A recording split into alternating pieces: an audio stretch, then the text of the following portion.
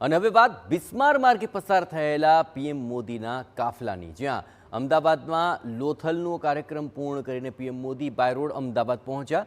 વાતાવરણ ખરાબ હોવાથી હેલિકોપ્ટર ઉડાન ન ભરી શક્યું અને પીએમ મોદી બાય રોડ 100 કિલોમીટરનું અંતર કાપીને એસપી રિંગ રોડથી અમદાવાદ એરપોર્ટ પહોંચ્યા। જોકે આ 100 કિલોમીટરના અંતરમાં અનેક સ્થળોએ પીએમ મોદીના કાફલાએ ખરાબ રસ્તાનો સામનો કરવો પડ્યો। જુઓ આ દ્રશ્યો। કોઈને અંદાજ નહોતો કે પીએમ મોદી બાય રોડ પ્રવાસ ખેડશે।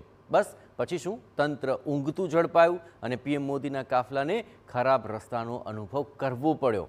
ખુદ પીએમ મોદીએ પણ ખખડધજ રસ્તાનો અનુભવ કર્યો।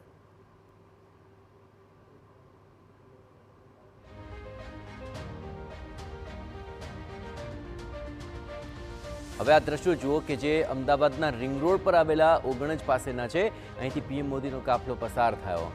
સામાન્ય સંજોગોમાં પીએમના આગમન પહેલા રસ્તા નવા નક્કોર બની જાય, પરંતુ આ ઘટનામાં તંત્રની રીતસરની પોલ ખુલી ગઈ। હવે પીએમ મોદીનો બિસ્માર રસ્તાનો પ્રવાસ કેવો રહ્યો તે તો પીએમ મોદી જ આખરે કહી શકે, પરંતુ જે દ્રશ્યો સામે આવ્યા તે પરથી ચોક્કસ કહી શકાય કે પીએમ મોદીનો બાય રોડ પ્રવાસ આસાન તો નહીં જ રહ્યો હોય।